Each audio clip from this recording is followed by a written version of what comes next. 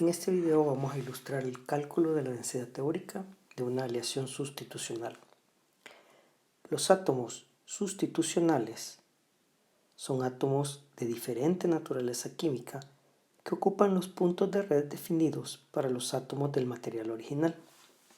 Las aleaciones sustitucionales, por tanto, son aquellas en las que se mezclan átomos que pueden llegar a ser sustitucionales o que pueden llegar a sustituir a los átomos del material base de la aleación. El material base sería aquel material que está en mayor cantidad en la aleación. Asumamos, para efectos de ilustración, que tenemos dos materiales. El material, vamos a bajar aquí el tamaño, el material formado por átomos azules, que sería este de acá, y aquí hay una cierta cantidad de átomos azules, y el material formado por átomos rojos. El color, la diferencia de color va a ilustrar que son átomos de diferente naturaleza química. Ahora, estos átomos tienen un tamaño similar, su radio atómico no es el mismo, pero es muy parecido, y además ambos tienen la misma estructura cristalina. Si yo mezclo estos dos materiales, para mezclarlos lo que hago es que los llevo al estado líquido, fundo ambos y en estado líquido los mezclo. Si yo los mezclo, cuando estos materiales solidifiquen, van a formar un material en donde los átomos rojos se intercalan con los átomos azules y los átomos rojos, como pueden ver acá, ocupan los mismos sitios, los mismos puntos de red de los átomos azules. Y como yo he mezclado estos átomos, y los átomos rojos ocupan el espacio de los azules, el material se expande, el material se ha hecho más grande, su volumen ha aumentado debido a que he adicionado átomos que van a ir a ocupar los mismos espacios que los átomos originales. Entonces veamos un ejemplo concreto.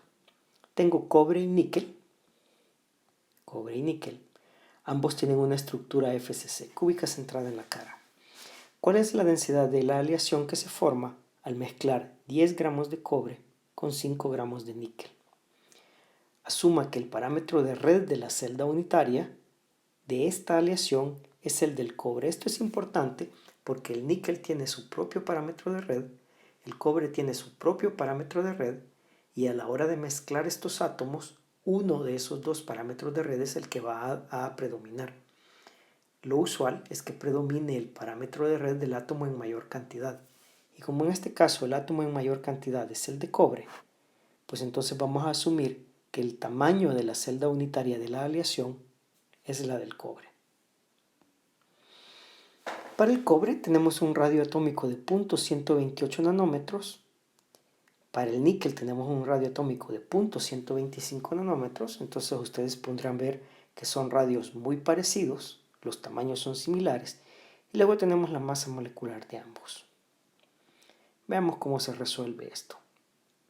Decíamos, para formar la aleación, yo llevo el cobre al estado líquido, que eso se ilustra en este dibujo de acá. El cobre está en estado líquido. Llevo al níquel al estado líquido también. En estado líquido los mezclo, que es lo que se ilustraría acá. Y entonces la masa de la mezcla va a ser la suma de las masas de los dos componentes.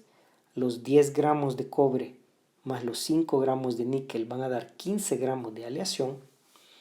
Y luego, cuando esta aleación solidifica, forma la estructura cristalina, en este caso sería FCC, y entonces yo voy a obtener un material en estado sólido en donde los átomos van a estar intercalados, ocupando los puntos de red FCC, y voy a tener 15 gramos de aleación. Entonces veamos cómo se resolvería este problema. A las celdas unitarias de la aleación contribuyen tanto los átomos de cobre como los de níquel. Entonces, para encontrar el número de celdas, yo debo encontrar el número total de átomos de cobre, el número total de átomos de níquel, y sumarlos para encontrar el total de átomos en la aleación. Partimos de 10 gramos de cobre, ya sabemos cómo pasar de gramos a átomos, acá está la operación. 10 gramos de cobre equivalen a 9.47 por 10 a la 22 átomos. Partimos además de 5 gramos de níquel. Hacemos la misma operación para convertir los gramos de níquel en átomos de níquel.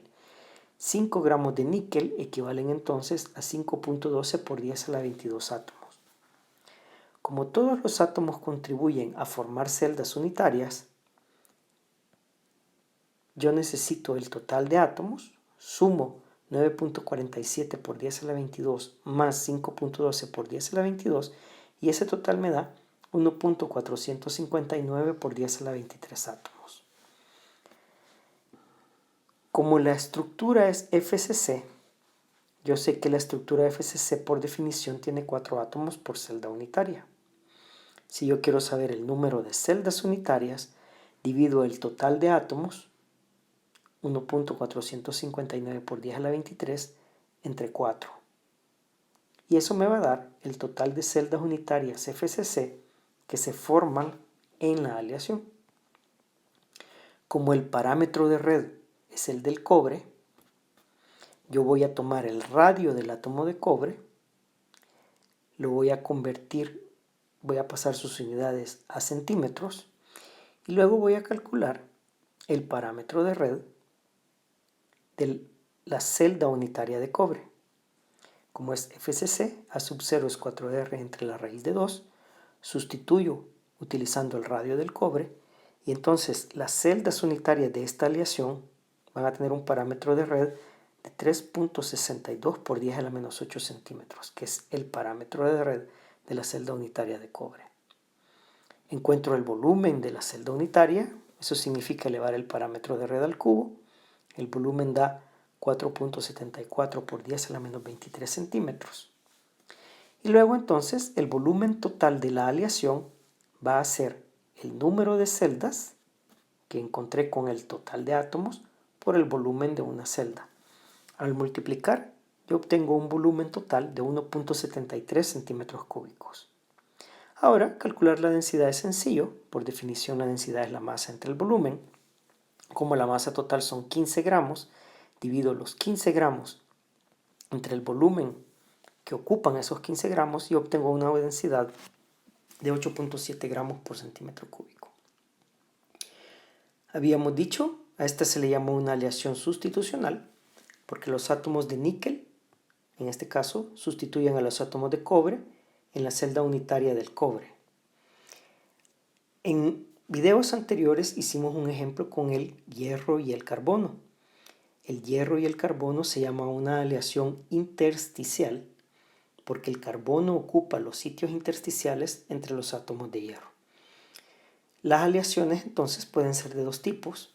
Pueden ser aleaciones sustitucionales, como sería el caso del níquel y el cobre, o pueden ser aleaciones intersticiales, como es el caso del acero, que es el nombre propio que recibe la aleación de hierro con carbono. La densidad depende entonces de la cantidad de elementos de aleación. La cantidad de níquel que yo le añada al cobre va a hacer que la densidad varíe, así como la cantidad de carbono que le añado al hierro va a hacer que la densidad varíe. Y hay otras propiedades que también cambian al modificar la cantidad de elementos de aleación o la estructura del material. Ese es el mensaje principal de ciencia de materiales. Las propiedades de los materiales dependen de la estructura. Si yo cambio la estructura, puedo cambiar las propiedades. En este caso, yo puedo cambiar la densidad cambiando los elementos de aleación, la cantidad de elementos de aleación que yo le añado al material.